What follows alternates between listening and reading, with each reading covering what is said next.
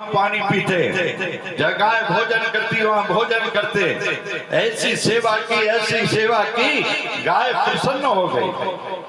और गाय ने जब आशीर्वाद दिया तो अखंड ब्रह्मांड नायक परमात्मा के भी अक्षरों को काटती हुई, ब्रह्मा के वाक्यों को काटती हुई गाय माता ने महाराज दिलीप को रघु का सब बेटा दे दिया, जिसके नाम पर रघुवंश चला। बोलो दुनिया में क्या नहीं दे सकती है, सब कुछ देने वाली गाय माता है। इसलिए वो भी हमारी माँ है। और विदेशियों ने तो शास्त्रों को शास्त्र कहा, लेकिन भारतीय संस्कृति ने शास्त्र को भी माँ कहा। गीता माता, बोलो गीता को माँ कौन कहता है? स्वयं परमात्मा की वाणी है गीता, जो भगवान ने अर्जुन को सुनाई है। और वो दृश्य एक ऐसा विचित्र दृश्य है जो दुनिया में कहीं नहीं है। हर जगह आपने देखा होगा, वक्ता ऊंचाई पर बैठता है, श्रोता नीचाई पर बैठता है, लेकिन यहाँ स्वयं वक्ता है। कौन? भगवान कृष्ण वक्ता है, गीता का उपदेश दे रहे हैं, लेकिन नीचे बैठे सारथी बने। वो परमात्मा अपने भक्त के लिए सारथी बन जाता है। महारथी अर्जुन बना है, और महारथी का स्थान ऊंचा होता है, सारथी का स्थान नीचा होता है। लेकिन और विचित्रता है। क्या विचित्रता है? बोले उसी रथ में एक पताका लगा है, उस पताका में बजरंगी बैठे, हनुमान बैठे, इतनी ऊंचाई पर बैठे। भगवान ने जाकर के उस रथ को बीच में खड़ा कर दिया। एक और कौरवों की सेना खड़ी है, एक और पांडवों की सेना खड़ी है, बीच में रथ को खड़ा कर दिया। और परमात्मा गीता का उपदेश दे रहे। परमात्मा के भेदभाव नहीं होता, चाहे कौरव सुन ले चाहे पांडव सुन ले, और सुन करके अपने जीवन को धन्य और पावन बना। लेकिन हुआ क्या? उसी समय अर्जुन ने हाथ जोड़ करके कहा, प्रभु आप गीता का उपदेश दे रहे और मैं ऊंचाई पर बैठकर सुनूं? तो वो तो रथ के पीछे हिस्से पर खड़ा हो गया और हाथ जोड़ करके कहा, प्रभु मुझे तो शर्म लगी, इसलिए मैं रथ के पीछे हिस्से पर खड़ा हो गया। ले इनको भी समझाओ, इनको हनुमान जी को, ये तो उस पताका में बैठे। बोलो रथ में जो पताका लगा है उसमें बैठे, इतनी ऊंचाइयों पर बैठे हैं। तब भगवान कृष्ण ने कितनी बढ़िया बात कही। भगवान कृष्ण ने कहा, हे अर्जुन, मैं जो तुम्हें गीता सुना रहा हूँ, यह हनुमान जी ने केवल सुना नहीं, फिर क्या कर लिया? हनुमान जी ने अपने जीवन चरित्र में गीता उतार लिया है। और जिसने जीवन चरित्र में गीता उतार लिया है, उसे नीचे उतरने की जरूरत नहीं है, वो कहीं भी बैठ करके गीता का उपदेश सुन सकता है।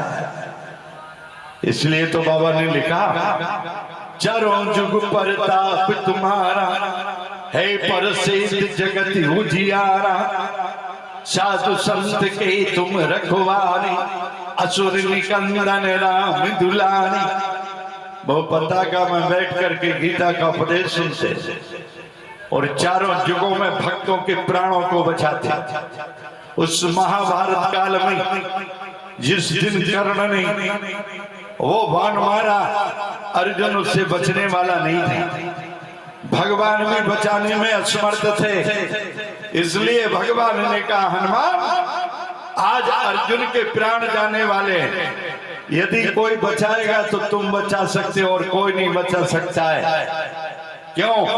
आज जो कर्ण ने बाण चलाया है, इससे अर्जुन का बचना मुश्किल है। तो हनुमान ने क्या किया? हनुमान जी ने अपना वजन बढ़ाया, और जब हनुमान जी ने अपना वजन बढ़ाया और इतना बढ़ाया कि पृथ्वी फट गई और रथ पृथ्वी में चला गया और बाण ऊपर से चला गया, बचा लिया। चारों जगहों में प्राणों को बचाने वाले, क्यों? ये प्राणदाता के तो बेटा है। पवन देव क्या है? प्राणदाता है, प्राण वायु तो है।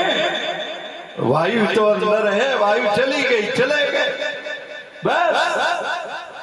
इसलिए ये प्राणदाता है, इनका एक नाम प्राणदाता है। हनुमान जी सुन वायु पुत्र महाबली, रामेश फाल्गुन सखा, गंगा क्षमित विक्रम उदत क्रमण, सीता शोक विनाशनम, लक्ष्मण प्राणदाता। लक्ष्मण ही प्राणदाता नहीं है, लक्ष्मण को तो प्राण दिया ही है, हमारे आपके भी प्राणदाता है। 10 घी दर्पा और रावण को लोहा खाने वाले श्री हनुमान। देखो जब भी परमात्मा का अवतार हुआ, भक्तों का अवतार हुआ, तो इस भारत की वसुंधरा पर हुआ। और परमात्मा एक बार नहीं आया, परमात्मा 24 बार आया।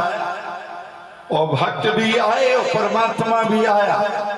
प्रहलाद का प्राकट्य इसी भारत में हुआ, ध्रुव का प्राकट्य इसी भारत में हुआ, नरसिंह नामदेव तुकाराम चैतन्य महाप्रभु का प्राकट्य इसी भारत में हुआ, गोस्वामी तुलसीदास का प्राकट्य इसी भारत में हुआ, सूरदास का प्राकट्य इसी भारत में हुआ, मीरा कर्माबाई जितनी भक्ता हुई हैं वो भी इसी भारत में हुई हैं। इसलिए भारत की वो वसुंधरा है जिस पर परमात्मा भी अवतार लेता है और भक्त भी अवतार लेता है। यहाँ संतों का भी दर्शन होता है, भक्तों का भी दर्शन होता है। इसलिए भक्त और भगवान का दर्शन करना हो तो भारत की धरती पर आना होगा। वो भारत की धरती है जहाँ भक्त और भगवान का दर्शन होता है, मिलन होता है। भरत और राम का मिलन हुआ इस धरती पर, हनुमान और राम का मिलन हुआ इस धरती पर। बोलो भक्त और भगवान का भी मिलन इसी धरती पर होता है। और एक बार नहीं 24 बार। कभी आपने सुना कभी कि परमात्मा अमेरिका में है, बना रहे धनवानी, लेकिन परमात्मा नहीं जाता। क्यों? परमात्मा तो लक्ष्मी नारायण है, उसे पैसे की क्या जरूरत, जिसकी पत्नी स्वयं लक्ष्मी। बोलो इसलिए बना रहे अमेरिका धनवानी। कभी परमात्मा ने अमेरिका में जन्म नहीं लिया, इराक ईरान में नहीं लिया, अफ्रीका में नहीं लिया, रूस में नहीं लिया, जापान में नहीं लिया। विश्व में 250 देशों हैं, लेकिन परमात्मा ने विश्व के किसी देश में प्राकट नहीं हुआ, जन्म नहीं लिया। जब भी जन्म लिया तो भारत की वसुंधरा पर लिया प्यारे, भारत की धरती पर लिया। विचार करो हम और आप कितने पुण्यशाली हैं, हम और आप कितने भाग्यशाली हैं कि जिस पर परमात्मा आता है, जिस पर भक्त आते हैं, उस पर हम और आपका भी जन्म हुआ, हम और आप भी जन्म लेकर आए। इसलिए हम और आपको सोच समझ के कार्य करना चाहिए कि हम भाग्यशाली हैं कि भारत की वसुंधरा पर आए। अब यहाँ से हमको परमात्मा के चरणों में चला जाना चाहिए। हमको बुरे कर्म नहीं करना चाहिए, हमको अच्छे कर्म करना चाहिए, हमें अच्छी रास्ता चुनना चाहिए, हमें अच्छे पथ पर चलना चाहिए। क्यों? कि जिस पर परमात्मा आया है, जो भारत पूरी धरती परमात्मा की रज है, उस पर हम और आपको भी एक गोल्डन चांस मिला है। परमात्मा ने गोल्डन चांस दिया है। अरे अमेरिका इराक ईरान में होते तो कमाते खाते और क्या करते, रुपये ही कमा सकते और क्या कर सकते। कोई सोना थोड़ी खाता कि रुपया खाता, यही करते रहते, कमाओ और खाओ, कमाओ खाओ। लेकिन ये भारत की धरती वो है जहां केवल कमाना खाना नहीं है, जहां से भगवान का भजन करके उद्धार करना है। इसलिए देवता भी याचना करते रहते हैं, परमात्मा कभी कृपा करना, दया करना और उसकी भारत की वसुंधरा पर मुझे भी जन्म देना, मुझे भी एक चांस दे देना। देव दुर्लभ है शरीर, बड़े भाग्य मानुष तन पावा, सुर दुर्लभ सदग्रंथनि गावा। साधन धाम मोक्ष करी द्वारा, ये साधन धाम है, मोक्ष का दरवाजा है। तो मोक्ष के दरवाजे पर आ गए हो, बस यहीं से मोक्ष होना है। साधन धाम मोक्ष करी द्वारा, पाहि न जेहि परलोक समारा। सो परत दुख पावे, सिर धुन धुन पछताई। काल ही कर्मई ईश्वरई, मिथ्या दोष लगा। परमात्मा भारत की वसुंधरा पर आता है, भारत की माँ की गोद में आता है।